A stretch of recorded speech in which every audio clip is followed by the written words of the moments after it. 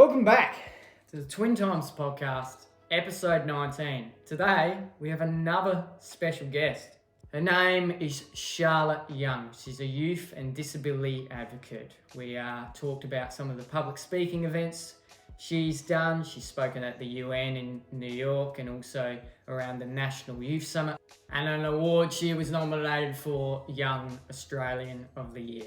Other than that, let's hop into the episode. I'm good. How are you two? Very well, very well. How have you been since we last saw you in Canberra? Good. It's been like crazy with uni. I've been well, but it's just like I don't know. I haven't been doing too much disability advocacy work. It's more just been like settling back into uni, relaxing, and spending some time with friends. Yeah. What about you two? We've been doing a lot of this type of work. So we've had a fair few interviews that have been coming about, and we've got some public speaking event coming up. So we've got to prepare for that as well. Oh my So God. there's a lot going on. Yeah. That's so exciting. Can you Yeah, it disclose what is. it is? What's that? Sorry. Can you disclose what you're going to be It's around like positive futures and disability and employment and all of those things of nature. So yeah, it's good. Legends. Oh, thank you. Yeah, we do our best, Charlotte. Anyway, enough of the blabber. I've got to get on with it. Can you give us a little bit of an insight about what your disability is and maybe tell us a little bit about yourself? Sure. So thank you so much for having me on the podcast today. I'm Charlotte. I'm 22 years old and I'm currently a fourth year student at the Australian National University. I'm studying a double Bachelor of Politics, Philosophy and Economics and Arts. So that's sort of my uni side of things. And then I guess in terms of my disability, it's somewhat of an invisible disability. I have a hearing loss for which I wear hearing aids in both ears. And I was diagnosed around when I was about 5 years old. So it's been lifelong, haven't been many changes in my hearing since. But it's more just the day-to-day listening fatigue and tinnitus and things like that, which is like probably the most prominent day-to-day. Is there any struggles that come about with that, with your hearing impairment? I mean, there's definitely a lot of nuances to having a hearing loss, and I think it's really interesting when I integrated into the disability advocacy sphere because there's somewhat like of a language difference when you have a hearing loss. Like often people say, oh, I'm hard of hearing or I'm deaf, but not necessarily disabled. And so there's sometimes like there's communities within the deaf community. So there's people who are sort of only stick around with their deaf peers and speak Auslan, whereas I didn't grow up speaking Auslan. So I was sort of like, oh, I'm like kind of part of this, but not. So yeah, I think I wouldn't say difficulties, but just more of like, I guess, a social navigation, especially when you're young, trying to like figure out, oh, like who do I hang out with? Like, is it the normal kids or is it like, do I want to dedicate more time to like the people who are actually going through similar things as me? And yeah, I mean, in a sense, having a hearing loss is very straightforward because you can just like measure it on an audiogram and it is quite easy medically. I'd say that the harder thing is more just around getting socially for people to understand it, like your professors and your teachers and your friends. It's like, why can't you go out for like dinner tonight and be like, I'm really tired from listening to like 4 hours of lectures today. Absolutely. Yeah. It'd be a lot on you for sure. Yeah, it would. Yeah. Definitely. What made you decide that you wanted to be a disability advocate in the first place? So I sort of fell into it really. Like I've been very fortunate to have like quite a strong education since I was diagnosed and with a lot of support surrounding my needs. And so um I went to a high school that was well known for its deaf integration program. And so as I move into mainstream spaces like uni and the workforce, I've been like really increasingly aware of how like that specific access and inclusion within high school, but also that I've gotten through like disability programs like working with children and young people with disability Australia, like seeing how that inclusion has helped me. And I want to empower other people, especially those with disability, to have the same sort of access and empowerment. So I guess I want my experience to be the norm, not like just an outlier. And so I think I am more on the lucky side in the sense that like I've experienced all the great things that happen when you support someone. So it's like, let's keep on doing this, you know? And I think as well,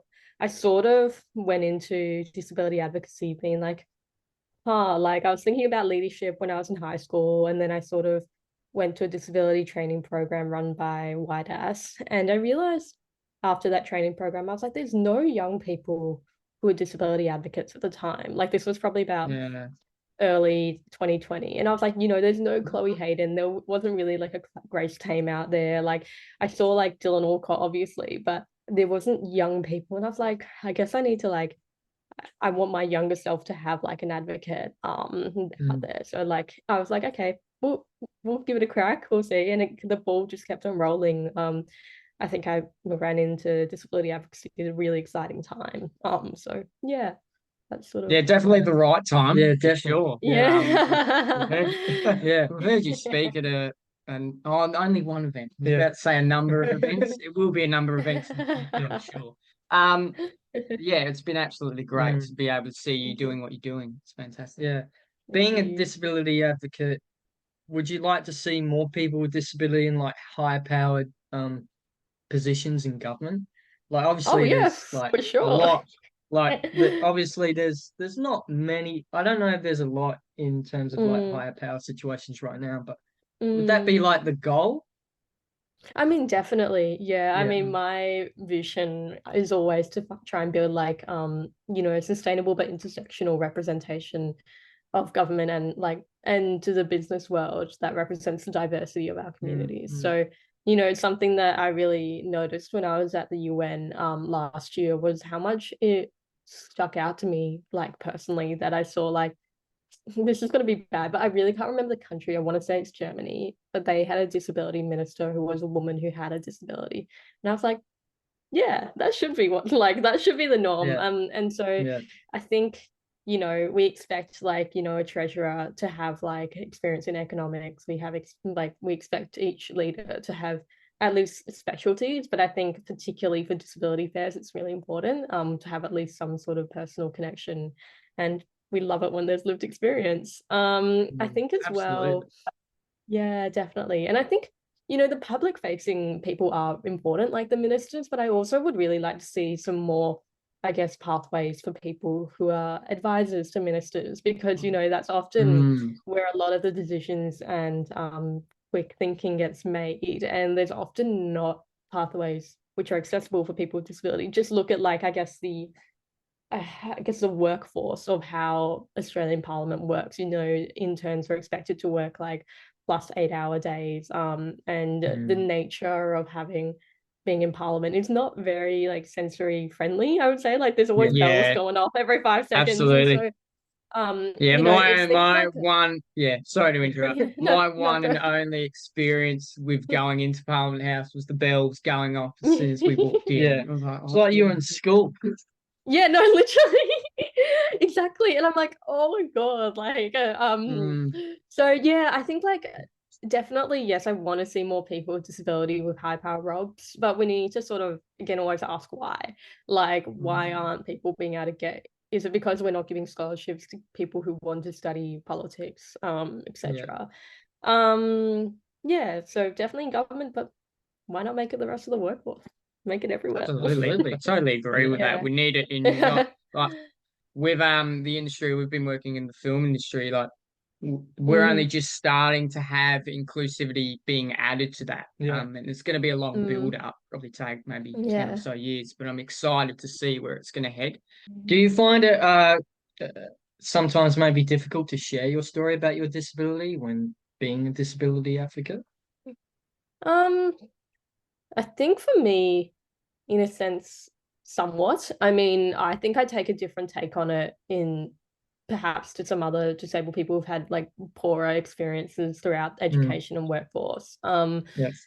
But I think for me, there's always like, especially as a young person, there's the issue of privacy to share my story, not in the sense of like wanting to be vulnerable with people, but just wanting to like take care of myself in a sense. And because I think it's very easy to be like, this needs to be heard, but if you don't think ahead 2 steps, sometimes it can come back to bite you. I think another challenge with sharing your story, I think naturally like disability advocacy world seems to be like, I guess it's both online and in person, and both sides are quite different. Like you can see a lot of online creators who are really making amazing content, but it's very constant. Like you're very much expected, like it's sort of like any influencer, you're expected to sort of keep up with the algorithm, engage with your audience, and I think keep up with the grind. yeah, literally. And I think that it's always tricky when you want to share your story and want to have influence, but you don't necessarily have the capacity to do like the same sort of grinds that influencers can do. Like there's flare-ups happen. And so some people are very lucky to have support, like with personal assistance or something, but especially being a young advocate, like we don't necessarily have those resources built up over a career, and yet it's important for us to have that sort of, I guess, platform to talk to young people on social media. So it's kind of like a catch-22 sometimes, and I guess you kind of need to think about how to share your story, what's the best way of doing it. You also don't really want to be able to bombard people with a lot of what's going on in your life. That can be tricky. And it's also like I find a lot of people after a while just assume that everybody knows like the very niche terms of the disability community. Sometimes I have to catch myself and I'm like, okay, let's explain what the NDIS is. Let's explain what the social model of disability is. Because I think as your audience gets more and more public, you kind of just need to remember that. So I guess not emotionally difficult, but sometimes logistically, and just like difficult to share my story. Yeah, absolutely. Before we get into a bit about the National Youth Summit, one of the events we saw you speak at, do you actually live in Canberra? Yeah. So I do for uni. I live on campus, but I go back home to Melbourne during the breaks. I'll see from Melbourne based. I always thought you were Canberra based. Yeah.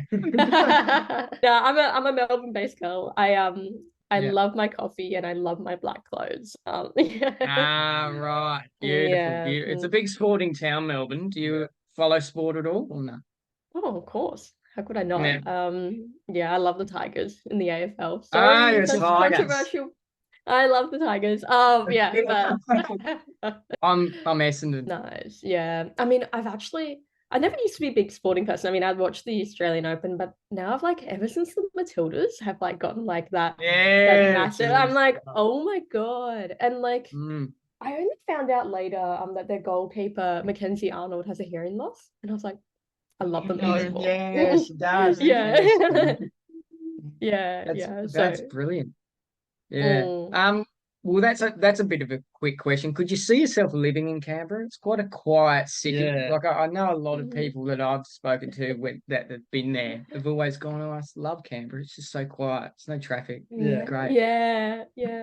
Definitely. Like, I don't know if I could see myself living for like the rest of my life over there, but I find that it's much more of a calmer pace of life than Melbourne. And so that's very, I guess it's very healing in a way after being brought up in the hustle and bustle of a big city. And I think the longer that you stay in Canberra, the more you like it. Like people think it's a hole. And like, yes, okay, there is only like 3 main nightclubs. But I think once you sort of build up some friends and like, people, it's so easy to get to Sydney or like to the mountains to ski or like just to enjoy like the natural like environment. So I'm Team Canberra. Like, I reckon it's gonna get big in the next few years, guys. Lovely.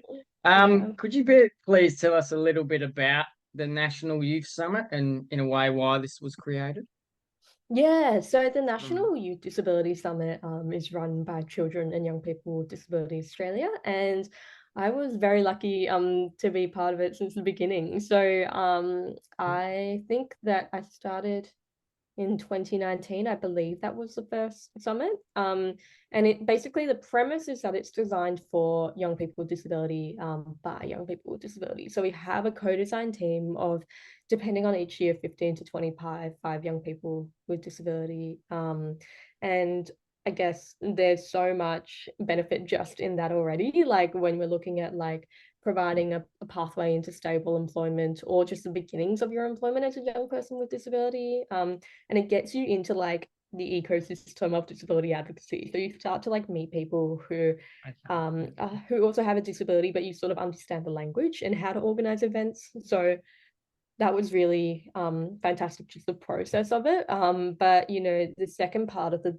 summit is obviously the summit itself. So it runs in a hybrid format now, and is often held in a different like so far we've held it in Melbourne and Canberra, but I imagine it might travel to different capital cities over the years. But essentially, young people with disability are invited to learn and discuss issues facing us. So often we're talking about key issues that the co-design committee have decided on. So like education, health, advocacy, diagnosis, like, you know, all of this really juicy stuff. And it's like, yeah, let's connect with other young people across the country. And then you also get to often hear from previous advocates or leading advocates at the time who have paved the way for disability advocacy so far. So looking at like, okay, what's the history? What's like been happening in arts, or what's been happening on sports? What's been happening in education? Like we often always have like a welcome to country. So ensuring that it's always inclusive and innovative in that sort of intersectional event making and community making, I guess. And then obviously one of the most exciting parts is that like you can advocate directly to ministers who make decisions which impact our lives. So I think you were both there when I think Minister Anne Ali came and Minister Bill Shorten. I'm gonna be honest, like when Minister Anne Ali came and sat at our table, I'd never seen her in public public eye before, so I didn't even know who she was. So I sort of like she said something to do with twins. She's like, "Oh, I love twins. Are you guys like best friends?" Like, yeah. Oh, that's so cute. In a way, I was like, "Who is this person?" And then she got up to speak, and then I thought, "Oh wow, right. Work in public office. So I should have been a bit more professional."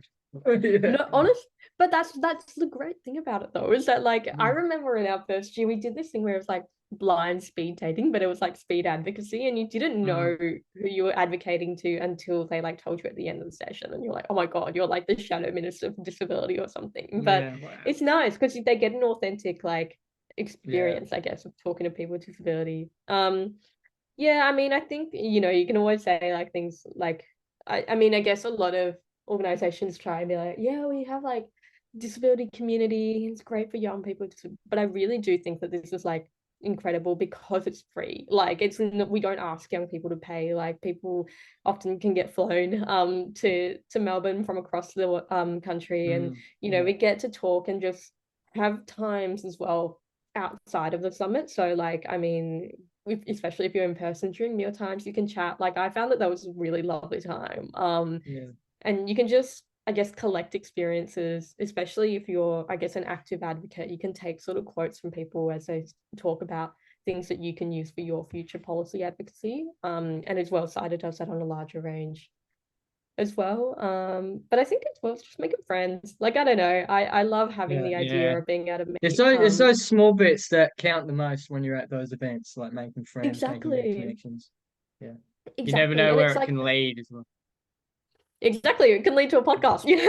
But no, like I think I was gonna say that live. beat you to it. But yeah, I mean, it's wonderful. Yeah, I mean, I've been lucky enough to be co-designing it for like 4 years, and then I chaired it I think in 2021 22. Very exciting, and just gave me so much work experience. Like I think that's the side that people who get to be involved in the events is really lucky. Like you just learn so much. Yeah, absolutely. Is it ever going to head to Adelaide at one stage? Is that? I don't know. Maybe you should apply for the co-design committee and. Yeah, I should probably. Yeah, shouldn't have asked that. I'll just shut up and do it. Huh? Yeah. Yeah, you're right. So myself and my brother, we were lucky enough to attend the CIDA event that happens in Canberra, January last year, was it? 2023. Yeah, January last year. Yeah. And seeing you speaking at the event, you presented like a really lovely speech. When you were on the stage, or at the podium, really, and seeing like a crowd filled with neurodiverse people coming together. How did you feel in that moment across, and especially like looking at that across the Mm. I genuinely felt like so much love and like warmth within like I don't know how to describe it, but like you know when you like give your grandma a hug or something and you're like somebody Yeah. that you really love and you feel really warm and like encapsulated. That's how I felt. And like Mm. just looking out in a crowd of people who weren't scary faces, they're like, this is my community, like these are my friends, like these are people that will be alongside me for like I guess the rest of my life really. And so that was incredibly special. Yeah. Yeah, it was absolutely, and you spoke so well as well. So, Thank you. in a way, we mentioned the ministers, but connected to all these ministers, such as Amanda Rishworth, Bill Shorten, and Yeah. Ali. Do you find it nerve-wracking having to talk with these individuals, or do you Yeah. sort of like a gradual ease to it? I think honestly I don't feel nervous. But I think it's because to me I've had a lot of positive experiences with, I guess, change makers in the past. In whether that it might not be like the ministers themselves, but like their representatives, like when I started having disability advocacy. And so to me, I started like building this like attitude and expectation that they were always going to be receptive and friendly and like they felt like people who young people with disability are meant to talk to. And they carry our voices into political spheres. You know, like I don't feel like it's meant to be somebody who's unapproachable. Obviously, like you respect their time, but I think there's a difference between being nervous and being respectful. I think it is always important though. Like I always love having somebody with me at events like that to just sort of egg me on a little bit, just in case I like do get a little bit like, oh, like do I like what I have to say? Is that like important enough, or like do they, etc. But nah, like I think it's always just, I guess that gradual ease, yes, but I think as well when you have that confidence and you like own the fact that no, this is like an event that I'm meant to be at. This is like literally why they're bothered to come here and like prepare a speech. And then I'm like, no, like, yeah, let's have a conversation. Let's chat. Let's make the world better. Absolutely. You Yeah, absolutely. It's always great to be able to chat to those people of higher power, I guess. Yeah. Can be intimidating though. Yeah. When we went to that what was it? The morning tea in December. And being around Bill Shorten and Amanda Rishworth, I did find it at times like, wow, a bit like tall poppy syndrome. I deserve to be here in a way. oh, totally. So real. It is for sure. It's like even on the day he wasn't invited to the event, but we saw like the Prime Minister and his whole entire cabinet walk past, and I was just like in my head, what does my life come to? That was quite a big moment. Yeah, I mean, yeah, it's sometimes like you've just got to be like, I'm here, I've just got to own it. Like, just got to do it. Yeah. Absolutely. Right, But next one. Sorry. I had to have a sip of my coffee. Now, you did say you spoke at the UN in New York. Firstly, what was New York like? I want to go. So, did you You get should to do definitely some go. sightseeing? Definitely go. It's the best. Like, I loved it. God, I don't know how I'd even like.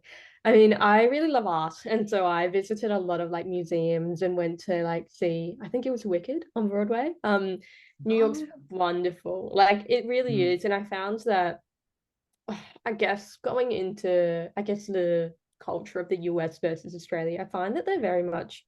I mean, this goes for all genders, but I feel like it's like a you go girl kind of like energy. It's like go That's girl, gonna make like cut. yeah. It's like I don't know. I found that all like the women I talked to, and just generally like the people at the UN when they saw like a young girl with disability or like a young person, they're like, oh my God, like you go, kid. Like, you know, I've been going here for 10 years and like I really need some fresh energy coming into it. And so there is like a lot of love and I guess care for that sort of thing. And I found I don't know, I guess New York, I could love it. I mean, I could talk about that for years, but I think I better keep it more onto the UN at the moment. But I think it was so the event that I went to was the Conference of State Parties 16 for the Convention of the Rights of Persons with Disabilities. So it's a long name, but you see a really interesting crowd there. Like I found that there was a lot of people from the Commonwealth, so sort of like Africa, but as well like sort of European countries, etc. And I think there's two sort of tiers of the UN, I guess, of people who go. You've got the civil society, which is like sort of think of like it's your non-for-profit sort of people, and then you've got your government people.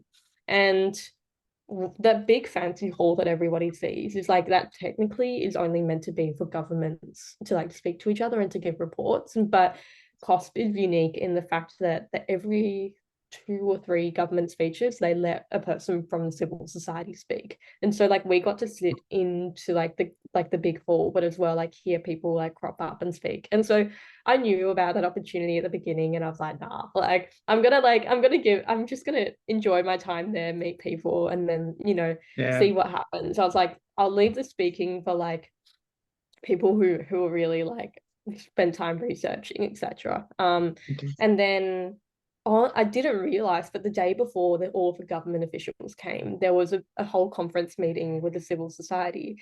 And so like kind of a similar vibe. They had like panels and like people cropping up and speaking. And I was like, at one point, like I was hearing everybody speak and they're like, oh, like, okay, does anybody want to speak? And I was like, in the back of my head, I was like, yeah, like I do. Like you guys like I haven't like I was like, I mean, there's one young person throughout the whole panel, but I mean the ways that some of you are talking, like I just feel like I need to just say the basic like sort of things about like co-design, etc. So put my hand, I looked over to Sky, like the CEO of like Cider, and I was like, can I? And she was like, yeah, like go for it. And I was like, hi.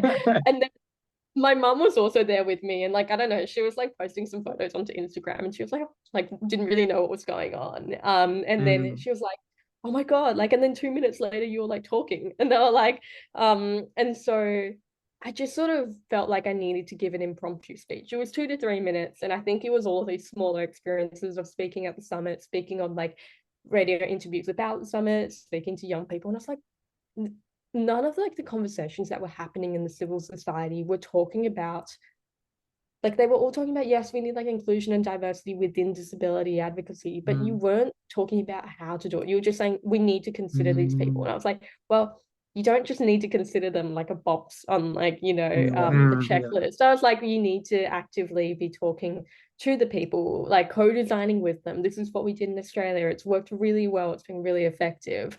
We've got a whole generation of young people with disability as leaders now and advocates coming through, and you guys like see that. I feel like it's going to be like a massive thing coming up. But I was like, you guys aren't even like talking about how to include young people or like how to include girls or things like that. You're just saying, oh, we need to remember them. And so I was like, wow. I was like, we're tired of speaking for and by teachers, support workers, parents. I was like, we need to just remember to like talk to the people themselves. And I was like, if there's anybody else in the room who has like young people with them as representatives from different countries or whatever, please come to us as Australia, and we'll like love to have a chat about what we can do. And so afterwards I was like, oh my god, okay, I just did that. Like that was really fun. I loved it. And then what a moment. Yeah, I mean, it was incredible. It was pretty surreal seeing myself on like the screen with like the little subtitles coming up. I was like, oh my god, I've seen that on the news. And then it actually ended up spurring a couple of other young people from Australia to speak as well, which is awesome. But one of the great things about it was that after the whole session, like you get like 20-minute breaks every couple of hours or so, and after that break I just got like swarmed with people afterwards. Like they just came to me and I was like, oh my god, like people actually listened, like they actually really care. And I was like, oh. And so I met like incredible people, like youth advocates that I'm still in contact with now who like live in Timor-Leste and etc. But I think that it was just a moment where I was like, wow, like if I hadn't said that, like I wouldn't have found out about this organization who's specifically working for young people in the Commonwealth. I wouldn't have learned about this organization who runs summits in Vienna, who wants to have like more integration with young people. Like it was like, oh my god, like you only just need to say we're here and like we want you to talk to us and we want this to happen, then people will come to you. But it's like if I stayed silent in that moment, it might have just like never happened. And so I think it was incredibly empowering, and like, you know, you feel the adrenaline, and like, I don't know if it happens for other people, but something that happens to me is that like I get nervous after I've done the thing. So like I was shaking like afterwards. And so I was like, oh my God, like I just did that. And I think it's like the adrenaline, but like I don't really get nervous about it beforehand. And I'm just like, okay, I need to do this. Like, okay, rah, rah, rah. And then I'm like, oh. And so That's interesting. yeah, so that's That what it is was like. interesting. Yeah, it was a big day and it was really exciting. And I think brought a lot of momentum and energy to, I guess, like Team Australia, because like everybody like chats on the group chats like, we just did this, and it's like, yay. So Yeah. In a way, to go back to that nerves bit, I'm the complete opposite. Yeah. So yeah I'm really nervous beforehand and going over my Mm. notes yeah religiously in a way, and then I'll get on stage, and then once I've got the Mm. mic, and then I'm at ease, I'm calm. yeah well, that's so interesting that you say that, right? Because I think it's part of it is being like prepared and knowing that you're going to do it. Like a lot of the people who gave those speeches, like those 2 to 3 minute speeches, were people who had pre-prepared it. Like they had like full on like, you know, stats backing up everything what they were doing, and I was just like, this is me, like this needs to be considered, rah rah rah. Like I wasn't speaking off any notes. I was like, rah rah rah. And so I think that sort of helped with like a lack of nervousness beforehand. But I guess everybody's different, right? Because I also like did a lot of like performing like when I was younger as well. Like I did a lot of dance performances, and like and the same thing happened. Like I was like always fine beforehand, and afterwards I'd be like shaking. So kind of just depends. It's every individual is different. Yeah. That is for sure. It's very interesting. Your parents must be so proud of you with all the stuff that you've done so far. Yeah. Thank you. Yeah, I mean, it's been incredible. They've been the best supports ever. Like I couldn't ask for anything more. Disability activism and activism for youth. Do you think it's your passion? You said you fell into it, but do you believe it's your calling? Yeah.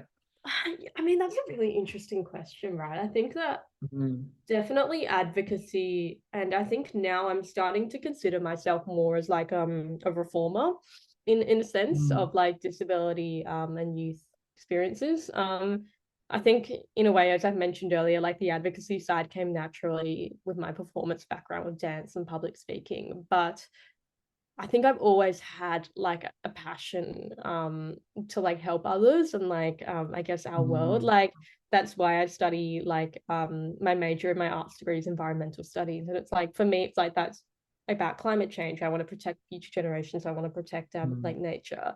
And I think disability advocacy came in from the sense where it's like always thinking about like the future generations, like my younger self, or like, you know, somebody like a sibling or like, you know, a cousin. Like I just realized that it was so important yet incredibly misunderstood, and like there wasn't enough people talking about it, I guess, authentically. And so I guess weirdly yes, in a way. Like I mean, not weirdly, but I guess like it's kind of hard to be like to like suddenly declare this is my passion, like this is what I want to do. But I think like it's definitely a passion. And I guess that's why it's been so easy for me in a way to keep on doing what I'm doing. Like I've never felt fatigued or burnt out. Like I've been physically fatigued and burnt out, but I think in terms of like the more work I do, the more passionate I get about it. And I think I'm incredibly lucky because sometimes change is really slow, like activism and like, you know, research and like reforming organizations really slow. And so I think having that momentum has been really exciting for me. So it's hard not to be excited by it. Like, how can I not want to keep going? There's beautiful things happening in the space. Now, before you ask your question, were you nominated for a Young Australian of the Year? I was indeed. Yeah, you were. So did you win on the night? I don't actually know that. Were you just nominated? No. You won. You won.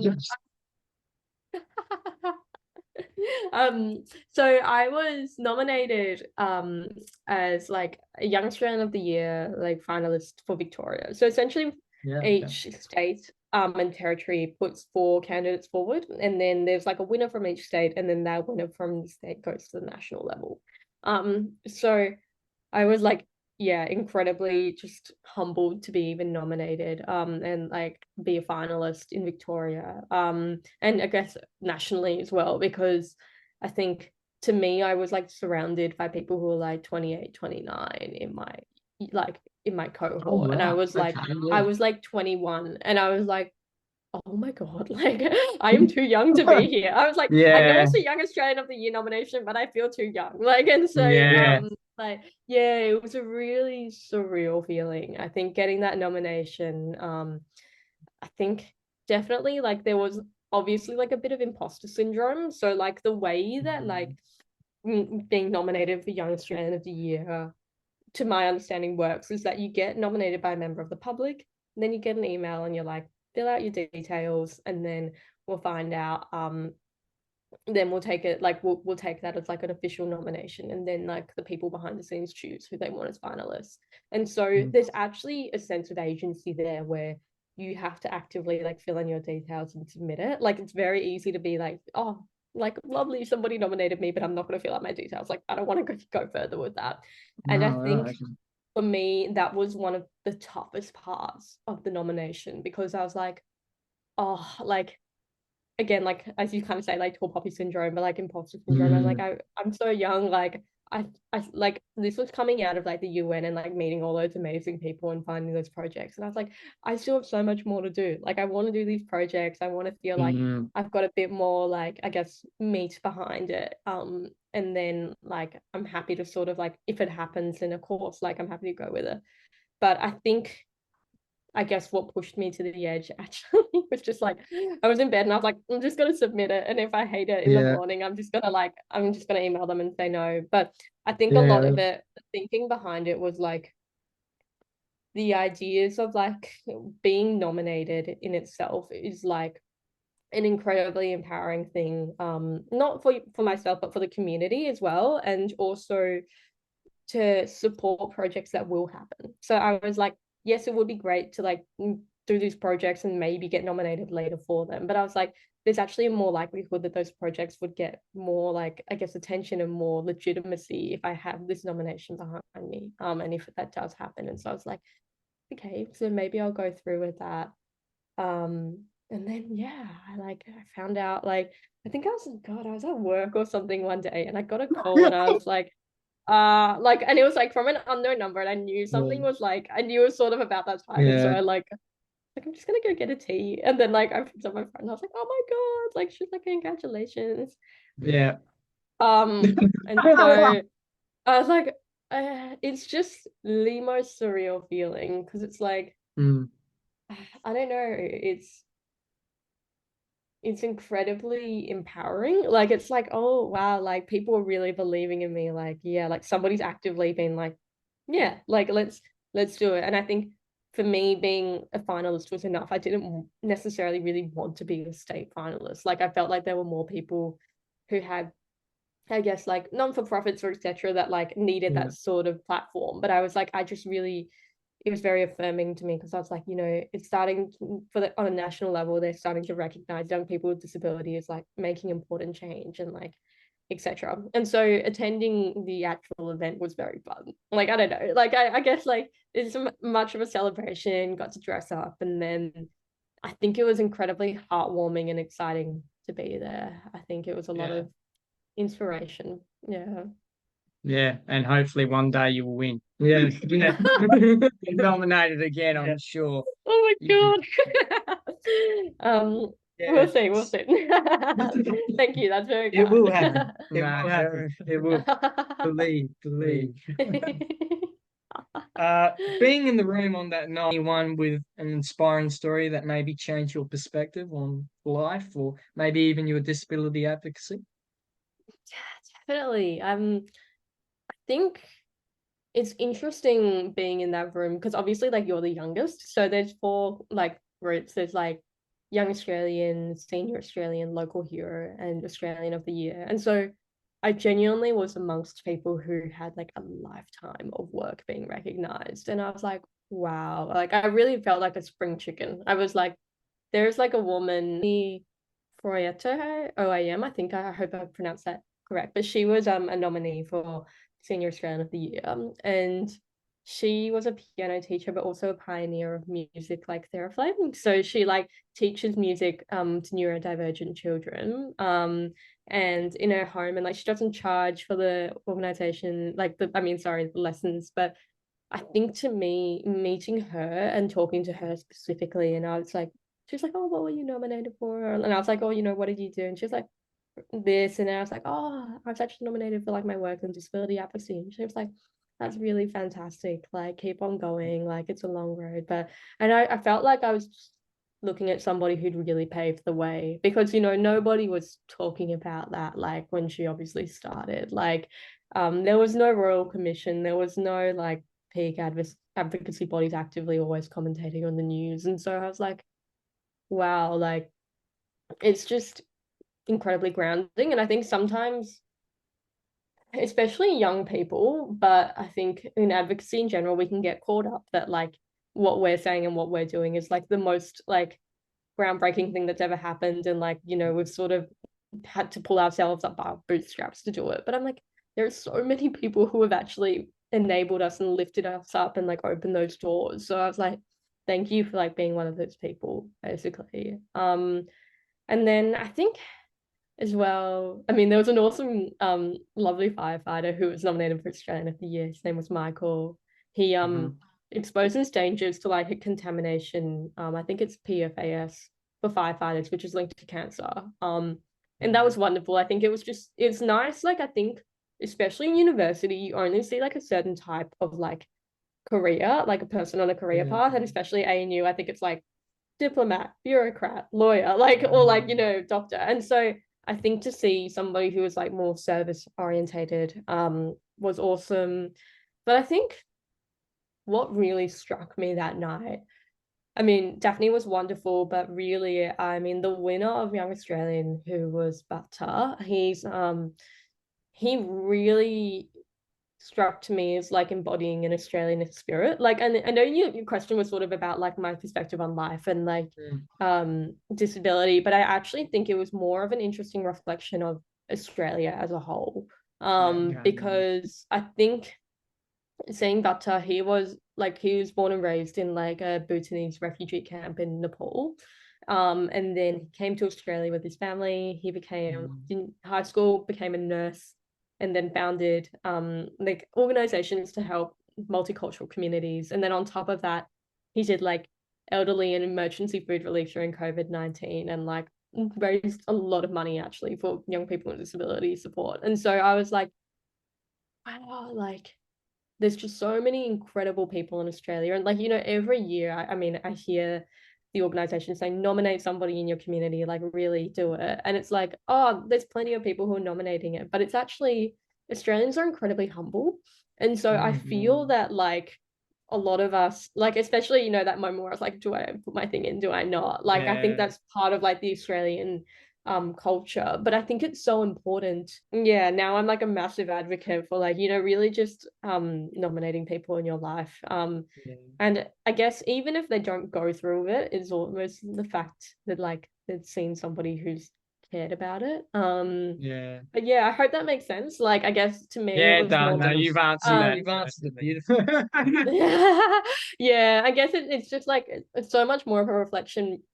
I guess it's so bigger than yourself, right? I think it's more about like, wow, it's this community that surrounds me. It's this organizations who care to like put on and celebrate this thing. And I think more people, I guess, should celebrate it. Because I mean, even in the news, I mean, like that week, there really wasn't that much coverage of the nominees in Victoria. And I was like, there are some amazing people that I met, and they're not like they only really talk about the winners and those who are going to the national level. But I'm like, the whole point of the nominations is so that we can share our stories. And like, so I think to me, I was like, yeah, it's just incredible. Like, I'd love to hear more of them. Yeah.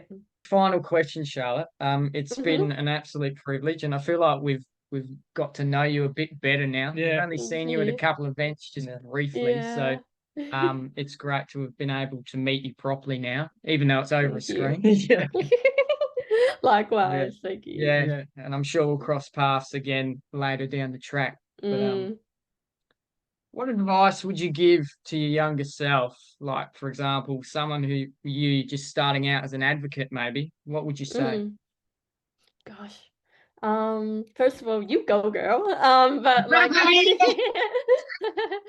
um, I think genuinely, like, I would probably say, like, find the people who support you and stick to them. Like, I think that's just like the most important thing. It's like, don't try and spend your time with organizations or like, especially when you're starting out, don't try and like always beat against like a dead horse or like, you know, like a brick wall. Like, find places that are naturally like about inclusion or about like whatever thing that you love, and you'll find those people who support you and like maybe recommend you onto doing other things. But I think yeah, it's very easy to get stuck in like a little rut trying to change one thing and you're like, oh, it didn't work. But I think once you're like around the community, it's so special. It's so special. Like, and I it really is. love it.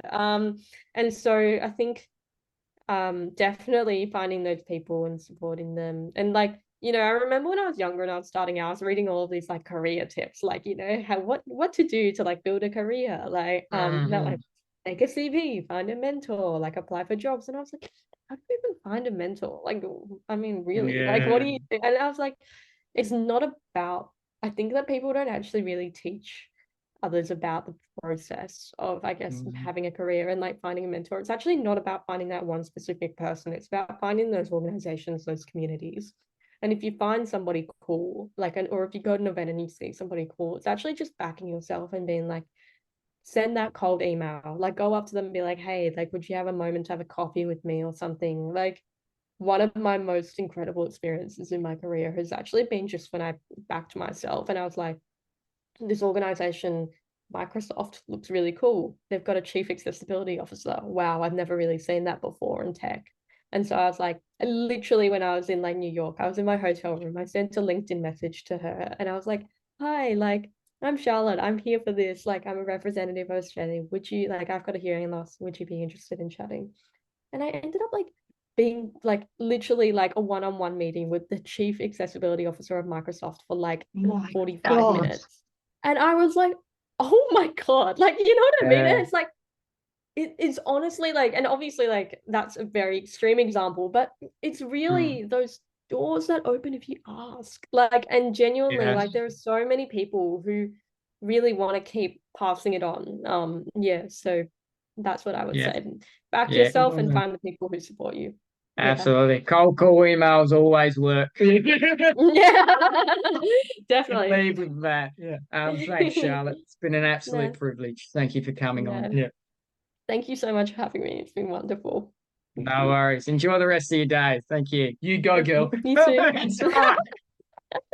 Thank you. Bye, guys. Bye-bye. Have a good one. What a great conversation with Charlotte Young. You go, girl.